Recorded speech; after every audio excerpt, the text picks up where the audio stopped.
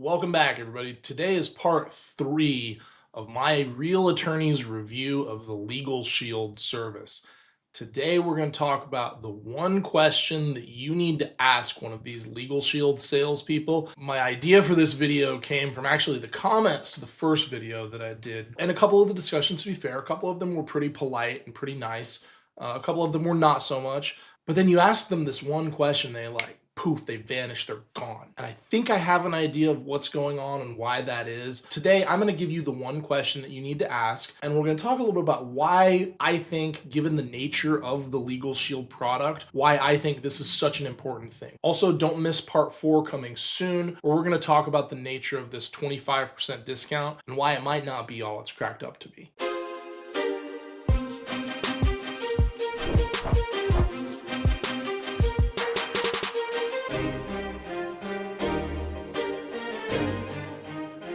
First and foremost, what you need to understand about the LegalShield product in general is that this is what we call a multi-level marketing scheme. And the bad word for this that I think you're technically not allowed to call them, but a lot of people consider all MLMs to be pyramid schemes. Now, pyramid scheme is a term of art that technically there's a little bit of a difference between an MLM and a pyramid scheme, but a lot of people are suspicious of MLMs because MLMs and pyramid schemes look an awful lot alike. An MLM person would say the differences are significant. The rest of us, the differences might look a lot smaller than that. But let's talk about this. So the first set of comments, I started to have an interesting conversation with this guy. To his credit, he was very polite, and he made a couple of comments about the 25% off. And then I asked, hey, I'm just curious if you sell LegalShield plans or receive commissions from them. And that was the last that I heard from him. He disappeared. And actually, we had this conversation in 2 different places. We had 2 different comment threads going. And so after I asked the first one, didn't get a response. I asked it on the other comment thread and I also didn't get a response, and I thought that was really strange. I would think that as a salesman, your best tactic is to be upfront and say, yes, I make commissions on this. I have always found in my practice, honesty is the best policy. So I would have thought that if I was selling something like LegalShield, that being upfront about, yeah, I make money from this would be like, we kind of know that you make money from it, so you might as well be honest about it. Anyway, the next comment that I got was this one, where she says, you've made several statements that are blatantly untrue. We don't know what they are. You don't know what you're talking about. Well, I do, because I have a JD from one of the best schools in the country, and I've gotten great marks being a practicing lawyer for 15 years. Obviously, you've never been a member. Correct. And never had a plan. Correct. You're not qualified in any way to review. No, I am qualified to review it because I'm a practicing lawyer and you're not. The misinformation you're spreading, what misinformation? And this was my comment. I was very irresponsible. I tried to start a polite conversation with this person. I said, thanks for your comment. Believe it or not, I actually value disagreement, which I do. I learn a lot more from people who disagree with me than from people who agree with me. Which statement is blatantly untrue? What did I say that was not true? And again, I'll stand by that. If any one of you LegalShield people wants to tell me if I have made an untrue statement in one of these videos, please tell me and I will issue a retraction. I'll put your name on it. I will publicly apologize to you because I'm pretty sure I haven't said anything incorrect. I've given some opinions that you might not agree with. That's okay. But I have not said anything that's not true. Then I asked her, have you ever used the LegalShield service for something major other than like a traffic ticket, which was the essence of my first review. And then last but not least, what I have at this point come to suspect is the kryptonite. I asked her if she sells or makes compensation from LegalShield. She disappeared, didn't say anything. Again, I would have thought that if you were selling something, that you would be upfront about the fact that you make commissions from it or the fact that you make money out of it. Because we kind of all know that if you're selling this, that you're making money from it. So why not just be honest about it? And I have a suspicion as to the answer, and we'll talk about that in a second. And then the fourth one, and this lady was actually a lot more polite, says that she's been happy with her law firm, and the law firms are only on 45-day contract. I don't know if that's true, but suppose they are. I asked her the same questions. Have you ever hired that firm for a significant matter, meaning something other than a nasty gram or a traffic ticket? And 2, I asked her if she was affiliated with or paid by LegalShield in any way. And actually, a commenter, Mr. AJA1108, is picking up what I'm putting down, that yeah, it sounds like she does, but she won't admit it. Again, if I was a salesperson and I was selling something that pretty much everyone realizes that I'm getting commissioned for, why not just be upfront about it? Why not just say like, yeah, I get paid for this? And then here's this person who says that I'm absolutely 100% wrong, that I have no idea what I'm talking about, and that members have access to law firms and not attorneys. Well, law firms are made of attorneys, and you do get issued an attorney. You have a person who represents you who appears in court. An attorney signs the pleadings and makes an appearance for you. So actually, how do I say this gently? I think maybe I'm not the one who doesn't know what I'm talking about here.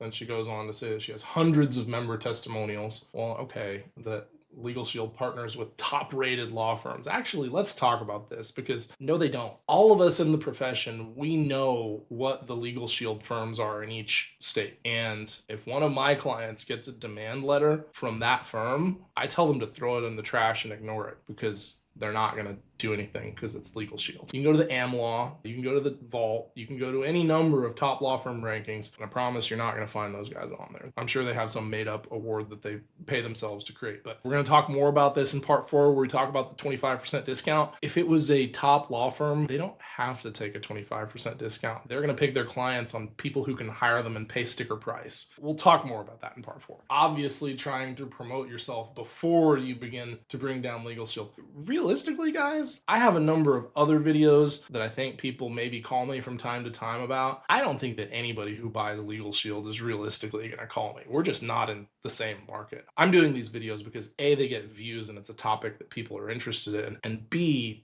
this product does genuinely seem like a borderline scam, and I'd like to actually look at the nature of it and actually look at the contract so that people can know what they're buying before they go buy it. So if you watch these videos and you still want to go buy the product, then great, that's fine. Be an informed consumer is my point. Don't just look at the sales material. Go read the contract. Go look at the law firms and talk to somebody who's not being paid by LegalShield about what their opinion of it is. Go search LegalShield on Reddit. Go search LegalShield on Google. Go Google, is LegalShield a scam? And read some of those reviews before you decide whether this product is good or bad. Don't just listen to a salesperson. Anyway, again, I asked her whether she was paid or compensated by LegalShield, and nothing, disappeared. Fundamentally, LegalShield operates as an insurance company. The principle of insurance is 10 people all pay $1 each into a pot, and then the one whose house burns down gets the whole $10. The insurance company takes a little slice of it to administer the whole scheme. That's the nature of insurance. And we buy house insurance, we buy car insurance, we buy health insurance. That's how insurance works. LegalShield, at least purportedly, operates something like that, except for lawyers. So let's talk about why their compensation structure is a problem. And we already talked about this is a multi-level marketing thing, or an MLM. A lot of people would call that a pyramid scheme. Now, pyramid scheme is a dirty word, so I'm not allowed to say LegalShield is a pyramid scheme. But what I will say is that a lot of MLMs, to me and a lot of other people, they look a lot like a pyramid scheme. They might not be quite, there might be a couple technicalities, but they kind of look like cousins. And I'm not just talking about LegalShield, by the way, here. I'm talking about any MLM. They all kind of look like cousins to a pyramid scheme. It's a little bit shifty. But let's talk about why operating an insurance company based on this like strange commission structure that they have is a problem. So I want you to keep in mind that example that I gave you. You have your 10 people, they each kick in $1, and the person whose house burns down gets $10. So here we have A is giving B $100. So B in this situation would be the insurance company, and B collects $100 from each of the 100 A's. Now he has 10 grand to give to the person whose house burns down. Now I'm going to put another slide on screen where A has given B his $100, but B is not the insurance company. B is the LegalShield salesperson. B then pockets $20 and gives C $80. Now in this situation, all the LegalShield salespeople, they each get $20 a pop. So now C has $8,000, and whoever's house burns down, they get $8,000 instead of $10,000. Okay, you might say, hey, this is kind of like an insurance company. This is kind of the same thing. B is taking a slice to run the whole scheme. But now we have C enters the mix, where A gives B his $100, B pockets $20, then B gives the $80 to C, and C pockets $15, and then C gives D now $65. Now the pot's down to $6,500, and that goes to whoever's house burns down among all of the A's. I want you to think about this with 10 different levels, however many different levels. That's a little bit more like LegalShield. Here's why that's a problem. Here's why you care. Because this is not Amway selling you detergent. This is not Herbalife selling you supplements, where you pay your $100 and you get your bottle of supplements. The product that you're getting from LegalShield is essentially a pot of money given to the attorney to defend you. So for every slice, every $20, every $15, every $5, every $10, every slice that gets taken out of your money along the way to the top, top where they aggregate it, that's money that's not coming back to the person whose house burns down, or more accurately in this case, the person who ends up having a legal problem where they have to go hire an attorney with that money that they're getting from D. This is why an MLM sales structure for a fundamentally insurance product is kind of a problem.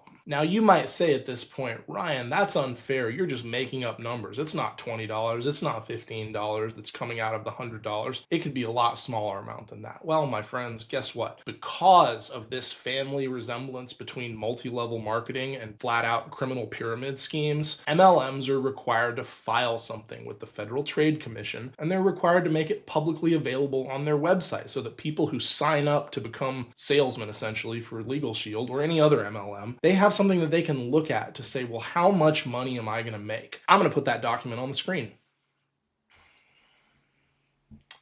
So here we have associates earn a commission on each LegalShield or ID Shield membership they sell. In 2023, the commissions ranged from 8.4% to 44% on plans costing $12.95 to $169. That means out of the $100 that A is giving to B, that then goes to C and then goes to D, that the salesman who is selling you this product is taking up to 44% off the top. And that's to say nothing of the administrative costs. And by the way, they have a very nice headquarters. You can Google it. Their CEO is very well paid. You can Google that too. Their private equity owners are also very well compensated. You can Google that too. So before any of that money gets taken out, 44.8% is gone right off the top. Now, when an associate refers other associates, and that's a salesperson, to join, they can earn commissions on sales made by their referrals. In 2023, team sales commissions ranged from 0.24% to 36.3% on plans costing $12.95 to $169. And that means commissions from someone else that sold it that you referred. So you add that 8% or 44% to 36, how much of the pie is left, guys? The LegalShield salespeople are eating all of it. So like I said, if it were me, number one, I wouldn't buy it. But number two, if I were considering buying it, I would ask the person who's selling it to me, hey,